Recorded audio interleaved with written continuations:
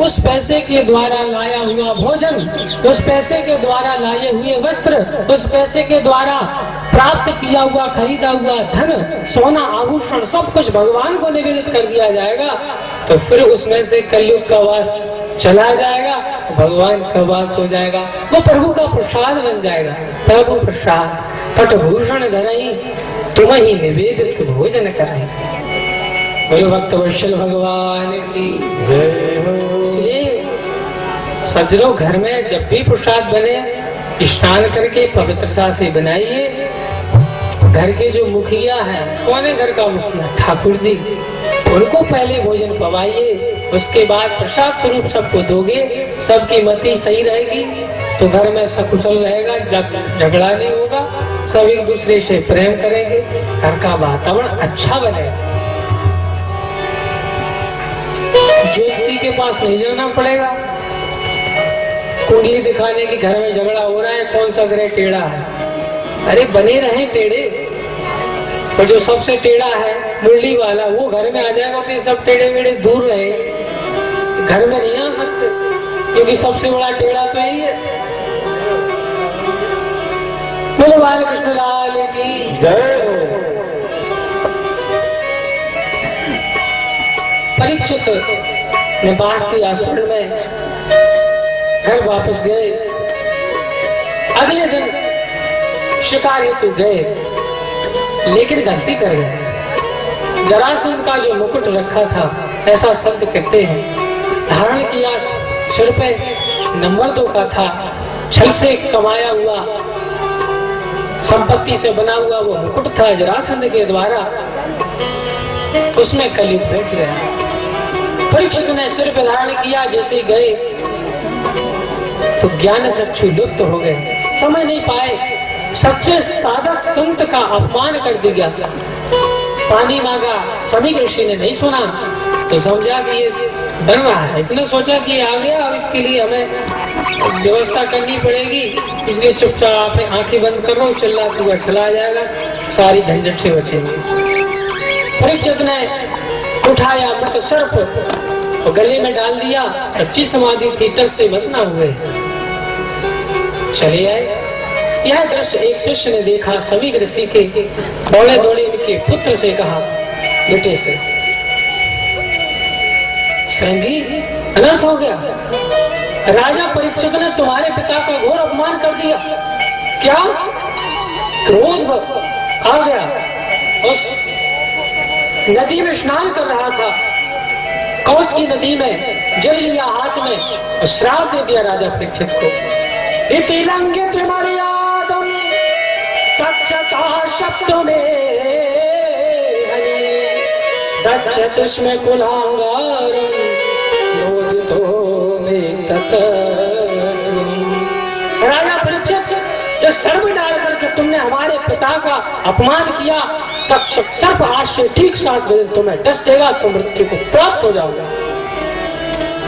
इधर श्राप दिया, वापस आया, सभी ऋषि को पता चला तो घोर पश्चाताप किया। अरे राजा हमारे पालक है, क्रोध कर भी दिया तो क्या हुआ, वो हमारे रक्षक है। तुरंत शिष्य को भेजा, गौरमुख नाम का शिष्य गया, राजा परीक्षित को जैसे ही बताया तो दुख नहीं हुआ। वो तो घर पे बैठे सोच रहे थे, हे प्रभु मेरी मति कैसी मारी गई। आज तक हमारे पूर्वज ने जिस संतों के चरण रज धो धो के अपने मस्तक से लगाई, आज मैं ऐसे संत का अपमान कर आया, मैं मर क्यों नहीं गया, मैं अब तक जीवित क्यों हूँ, मुझे मर जाना चाहिए। हे नाथ, मैंने ये क्या कर दिया। जैसे सुना कि मुझे 7 दिन में मरने का श्राप लगा है तो गदगद हो गए। क्यों? बोले मेरा अपराध उतना बड़ा था कि तत्क्षण जल करके भस्म हो जाना चाहिए था, और धन्य है संत मुझे 7 दिन की अवधि देगी ताकि तू अपने पाप का प्रायश्चित कर सके। धन्य है संत। राजा परीक्षित ने तुरंत त्याग दिया, इस संसार से मुझे जाना ही है, इसलिए अब इसको छोड़ना पहले से ही शुरू कर दिया। तुरंत सब कुछ त्याग करके गंगा तट पर पहुंचे। जैसे इस बड़े बड़े ऋषियों को पता चला, राजा परीक्षित, अरे पांडवों के वंश में उस परीक्षित को जिसको भगवान ने स्वयं घर में बचाया, आज संकट आन पड़ा, तो धर्म की रक्षा करने वाले हम संत हैं, हमें चैन से नहीं बैठना चाहिए। आज राजा परीक्षित पे संकट आया है, हम उसके शोक की निवृत्ति करेंगे। दौड़े दौड़े सब गंगा तट पर एकत्रित हुए। जैसे राजा परीक्षित ने देखा कि एक संत का दर्शन करना मुश्किल है। आज इतने संत कृपा करके मेरे सामने आए हैं, मैं आज सबसे बड़ा धन्य पुरुष हूँ इस जग का। बोलो गंगा मैया की जय घोष के साथ राजा परीक्षित बैठ गए। प्रश्न कर दिया, यही है संत सेवा का चमत्कार।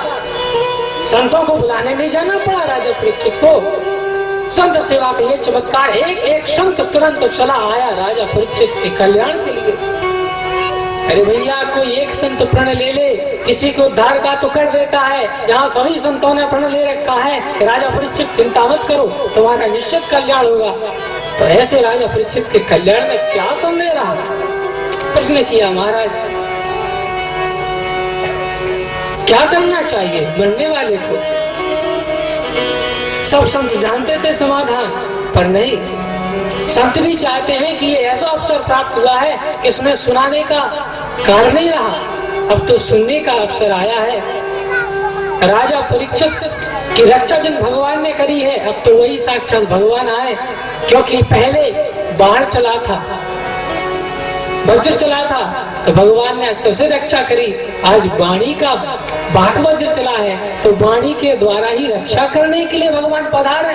ऐसा सोचा ही था कि तुरंत वहां सुखदेव जी आ गए। तत्रा भवन भगवान व्यासपुत्रो यदक्षयागमट्मानो नपेक्षा अलक्ष्य लिंगो निजलाभ तुष्टो प्रतश्य बालैरवधूत वेशा। 16 वर्ष की आयु है, लंबे लंबे बाल हैं, लंबी सी भुजाएं हैं, सांवला श्रीअंग है, दिगंबर वेशधारी है, छोटे छोटे पहिया पुइया चले आ रहे हैं। बालकों की भीड़ लगी है, नांगा बाबा आ गया, नांगा बाबा आ गया, सब पीछे दौड़ रहे हैं, पर मस्ती में चले जा रहे हैं। अलक्ष्य लिंगो निजलाभ तुष्टो, निजाभ्याम श्री राधा कृष्णाभ्याम तयोर दर्शन लाभ एक तेसाम संतुष्टम। भगवान श्री कृष्ण राधा को हृदय में विराजमान करके उस परम संतोष में डूबे हुए श्री सुखदेव जी महाराज चले आ रहे हैं। जैसे उनको देखा कि बड़े बड़े महर्षि जो एकत्रित थे सब खड़े हो गए। राजा परीक्षित ने भी देखा कि जब इतने सब खड़े हुए, मैं क्यों बैठा रह जाऊं? खड़े हुए। जो बालक पीछे आए थे उन्होंने सोचा, भैया बड़े बड़े जटाधारी मालाधारी खड़े हो गए, ये कोई तगड़ा ही महात्मा लगता है, सो बेचारे जल्दी जल्दी भागे, कहीं कोई संकट ना आ जावे। पर अपमान में भी शोक नहीं, प्रशंसा में भी हर्ष नहीं, सम बुद्धि वाले भगवान सुखदेव। जैसे सुखदेव आए तुरंत चरणों में प्रणाम किया। प्रभु आज साक्षात दर्शन कृपा करने के लिए आप पधारे हैं प्रभु। तत्रा भवद भगवान व्यास पुत्रो, ऐसा लगता है कि साक्षात भगवान ही व्यास पुत्र के रूप में पधारे हैं। बोलो सुखदेव भगवान की। जैसे भगवान आए पूछा, हे साम संस्मरणा पुंसा सद्यः शुद्ध्यन्ति वैग्रहा किं पुनर्दर्शन स्पर्श पाद शौचासन दिवी। सुखदेव जी महाराज का वर्णन किया, प्रश्न कर दिया। संतों ने कहा जल्दी से प्रश्न कीजिए, ये ज्यादा दिन रुकते नहीं, और ऐसा प्रश्न करो कि उलझ जाए, उत्तर देने में 7 दिन पूरे लग जाए तो तुम्हारा कल्याण निश्चित है। तो ऐसा प्रश्न किया। क्या? ये सुखदेव जी महाराज, बनने वाले को क्या करना चाहिए? इतना उत्तम प्रश्न लगा।